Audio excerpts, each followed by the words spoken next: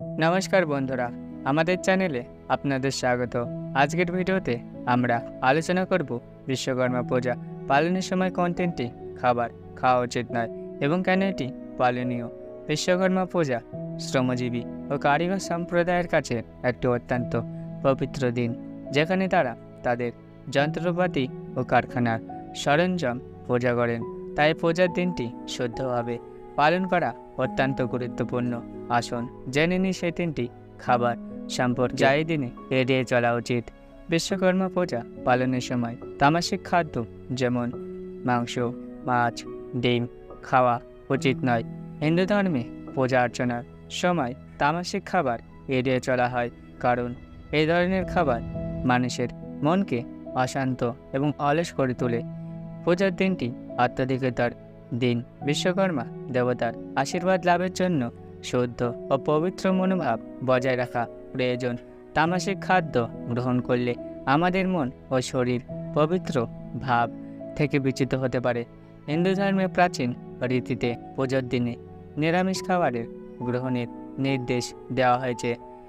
মাছ, মাংস এবং ডিম ত্যাগ করে আমরা সে ঐতিহ্য বজায় রাখতে পারি। পূজা পালনের সময় শারীরিক এবং মানসিক শুদ্ধি খুবই গুরুত্বপূর্ণ। মদ্যপান এবং নেশা জাতীয় দ্রব্য গ্রহণ করলে এটি আমাদের চিন্তাভাবনা ও আচরণের উপর খারাপ প্রভাব ফেলে, যা পূজার পবিত্রতা নষ্ট করতে পারে।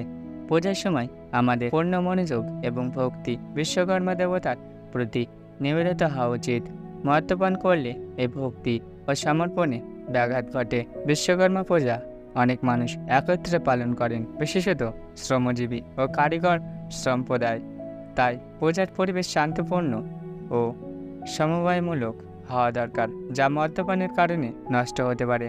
হিন্দু ধর্মে পেঁয়াজ ও রসুনকে তামাসিক খাদ্যের অন্তর্গত করা হয়। পূজার দিনে সাত্ত্বিক আহার গ্রহণ করা উচিত, যা আমাদের মনকে শান্ত ও স্থির রাখতে সাহায্য করে। পেঁয়াজ ও রসুন আমাদের দেহে এমন প্রভাব ফেলে যা পূজার জন্য অপরিহার্য। পবিত্রতার সাথে এই পূজা সম্পন্ন করা হয়। পূজা অর্চনার সময় পেঁয়াজ ও রসুন পরিহার করার মাধ্যমে আমরা আত্মিক এবং শারীরিক পবিত্রতা বজায় রাখতে পারি।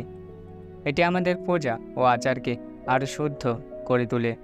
পূজার দিনে নিরামিষ ও সাত্ত্বিক খাবার গ্রহণের মাধ্যমে আমরা আমাদের ভগবানের প্রতি ভক্তি এবং শ্রদ্ধা প্রকাশ করি। যন্ত্রপাতি ও সরঞ্জাম পূজা করার পাশাপাশি আমাদের নিজেদেরও শুদ্ধ ও পবিত্র রাখা প্রয়োজন। খাদ্যাভ্যাসের মাধ্যমে আমরা এটি করতে পারি। নিরামিষ খাবার গ্রহণ আমাদের মানসিক শান্তি বজায় রাখতে সাহায্য করে এবং আমাদের কর্মদক্ষতা ও প্রার্থনার প্রতি মনোযোগ বৃদ্ধি করে। বন্ধুরা, এই ছিল বিশ্বকর্মা পূজা পালনের সময় এড়িয়ে চলা উচিত তিনটি খাবার সম্পর্কে আলোচনা। এই দিনটি পালন করার সময় এই নিয়মগুলি মেনে চললে আপনি পূজার পূর্ণ সুফল লাভ করতে পারেন। আশা করি ভিডিওটি আপনার জন্য উপকারী হবে। চ্যানেলটি সাবস্ক্রাইব করতে ভুলবেন না এবং ভিডিওটি লাইক ও শেয়ার করুন। ধন্যবাদ।